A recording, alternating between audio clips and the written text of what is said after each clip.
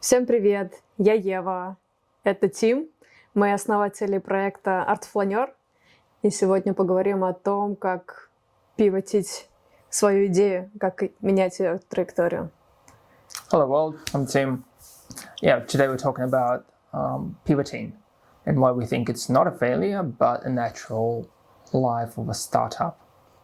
Yeah, just many think that this is the end or the dead end or failure of the original idea.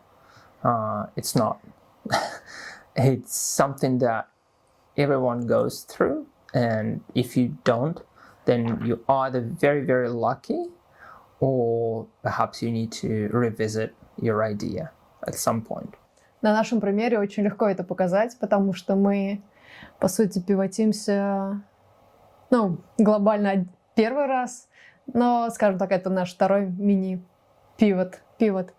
Да, изначально Art Flâneur был просто база данных с большим количеством галерей, музеев, выставок, но сейчас мы его направляем в другую сторону.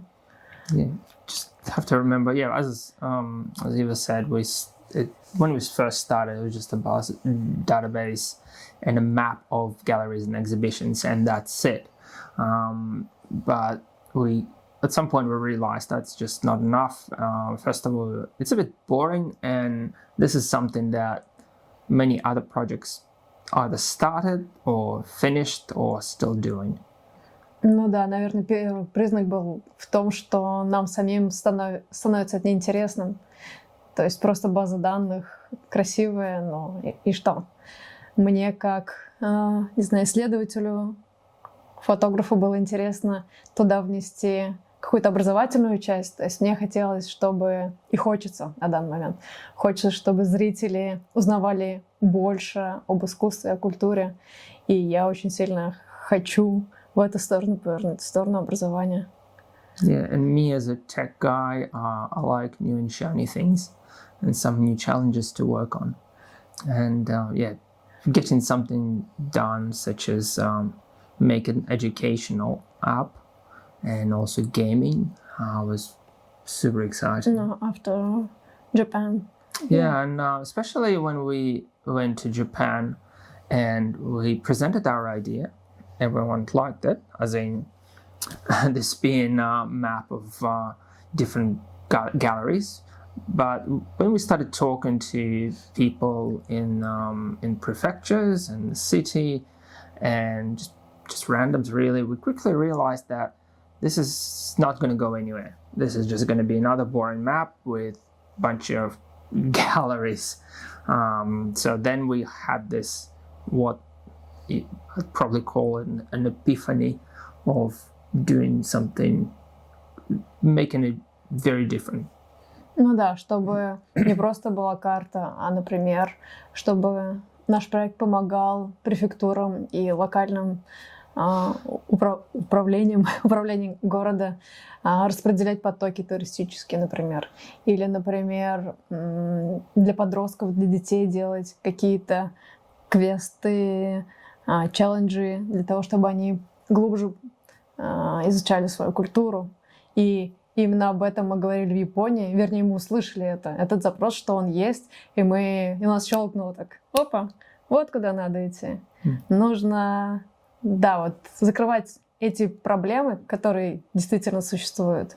И, в общем-то, наш проект под это очень хорошо подходит. I'll just probably repeat most of it in English. So, again, in Japan, we were in Kyoto, which is probably one of the best examples of, or worst examples of overcrowding. So we have thousands of tourists normally going to about 3 or 4 different spots and just leaving everything out because most of the time it's not their fault. It's just because they don't know. There's no information. They know like 3 places from Instagram and from YouTube, and there's no information in English, which is, as we found, is a big issue.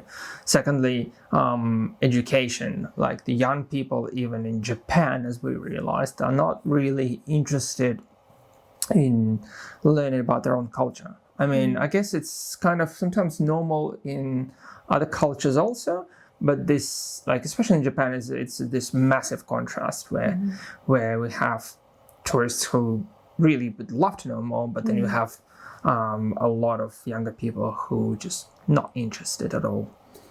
Ну да, из этого пивота, смыслового пивота, получился еще пивот и технологический, да. Изначально наше приложение было только для айфонов, только для iOS, и мы просто столкнулись в огромную проблему с тем, что очень много людей действительно пользуются андроидами, что, конечно, было естественно, но для нас, потому что мы владельцы айфонов, было не так это понятно. И, по сути, вместе со смысловым пивотом мы сейчас проходим пивот разработки. Yeah. Yeah, just to cover it, it wasn't just like to close the pivot. Basically, our main pivot was to make the app educational and a game, right? So that'll be like a really big sort of pivot overall. But then the technological pivot was that we only had iOS version. Again, I think I covered this in my own video that you can find it. And everyone asked for Android. But from our stats, when we did the research, we found that 70% people use iPhones and only 30% use Android. So we thought, okay, well, that's kind of easy. Let's make iPhone. But then the reality is that it's not that simple. So in our case, our anecdotal case, is that every second or third person has got an Android.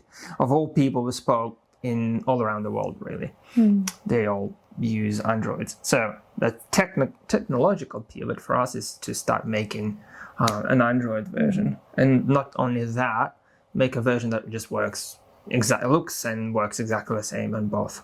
Ну и да, и дальше, так как следующий этап разработки у нас игра, то вот этот React Native, который мы сейчас начали использовать, куда мы сейчас переразрабатываем наше приложение, и он будет дальше покрывать и игровой слой. Вот поэтому, да, изменения так изменения. Now, just to close off, that's our pivot, right? So we have one big global pivot and a technological pivot. So two big pivots that we're moving in. Now, next topic is when do you actually know that it's time to pivot? Ну да, это очень важно понять, когда нужно менять что-то. Возможно, очень сложно закрыть какой-то проект.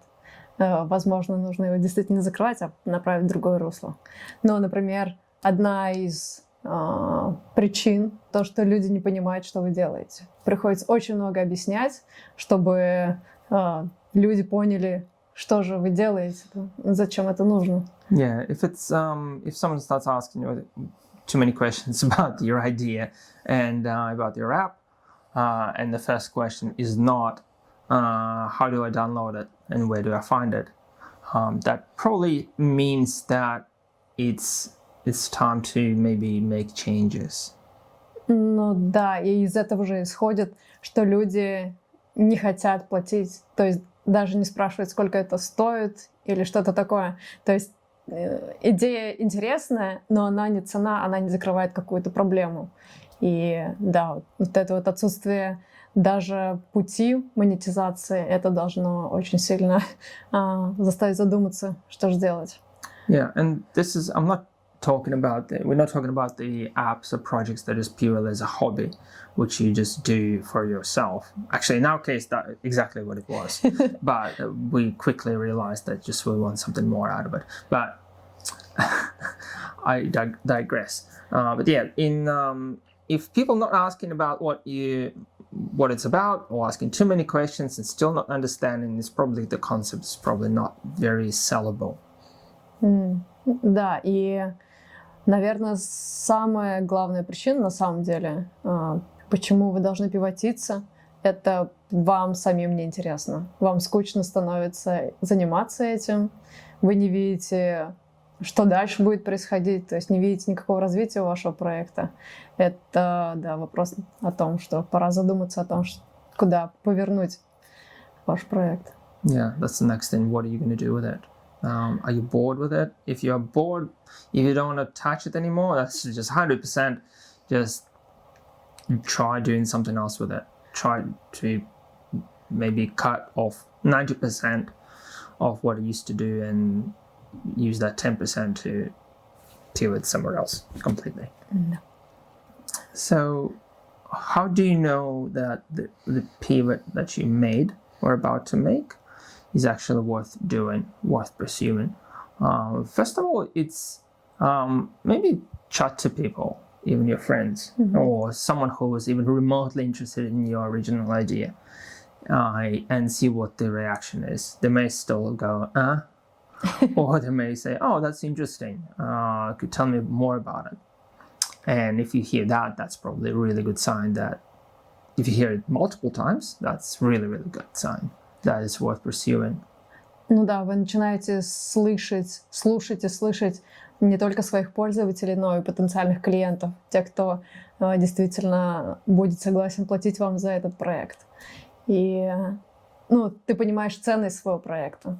То есть, когда ты упираешься в какую-то стену, тебе скучно, скорее всего, ты просто не видишь, насколько ценен твой проект. Вообще он ценен, вообще стоит ли столько вкладывать ресурсов в это. Но когда ты начинаешь пивотиться и искать проблему у своих пользователей, клиентов, кто у вас там в проекте, самый главный получатель всех бенефитов, когда ты понимаешь, что есть ценность, то это даже для самооценки очень-очень полезно. Вот. И, во-вторых, ты видишь, куда развивать проект. То есть ты видишь, куда идти, как там в Алисе. Если не знаешь, куда идешь, то ты не придешь никуда, что-то такое. То есть, когда ты не видишь точку Б, то ты никуда не идешь, у тебя нет цели. А с пивотом, с пониманием проблемы, которые ты закрываешь, ты начинаешь видеть свою стратегию развития. Yeah, that just kind of gives you a bit of a vision of what it is you're actually trying to do. And as I said, after testing it on people, asking them if you start working on it, sometimes you start getting some clarity of what it is you're trying to do. And that clarity may not always be enough. You may still be in the dark, in which case just keep trying different things, pivot from the pivot. So by the time you finish your idea, there may be, who knows, maybe nothing left, which is not a bad thing. Again, that you learn a lot. We certainly have. I mean, even in our relatively short period, we've learned a ton. Мы нашли своего первого партнера. То есть мы на прошлой неделе уже. На прошлой неделе мы получили подтверждение того, что наш проект ценен.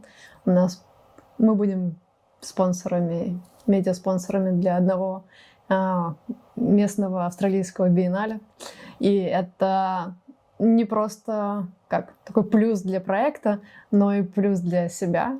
То есть мы понимаем, что мы делаем что-то ценное. Мне кажется, это прям очень важно. In our case, that sort of vision and confirmation was last week when we got selected as media partners for the Photo Biennale in the local city here in Australia. And it's not just basically, we realized this kind of showed us that what it is that we're doing is not just a waste. Although sometimes in the really dark moments you start thinking, is it even worth doing? Like really, spending so many hours every day, every week, sometimes working on the weekend, and this is not going anywhere. But cases like this, just kind of confirmation that things like this are worth it. Да. Да, мы пивотимся, мы сейчас в процессе. Это сложно, да, для нас, для проекта. Как сложно? Мы, наоборот, мы увидели на самом деле, что мы хотим, как можно монетизировать наш проект. И да, не бойтесь пивотиться и поделитесь в комментариях, если у вас был опыт пивота, вашей идеи, вашего проекта, как это было. Или если вы сейчас в каком-то тупике и не понимаете, что делать, тоже об этом напишите. Мы попробуем тоже вам помочь какими-то советами, потому что мы проходим этот период и готовы делиться своим опытом. Yeah, and at the end, if any of you had ever or in the process of pivoting, whether it was successful or not successful, please just write down below. Would love to get engaged and then see how maybe we can even help, or even just to see what your experiences are. The pivoting is always fun, and you just never know where it's going to get you. Подписывайтесь, ставьте пальчики, если вам понравилось, и колокольчики. Да. И до следующей встречи. Пока-пока. Thanks again. Bye. Subscribe, like. Bye for now. Bye.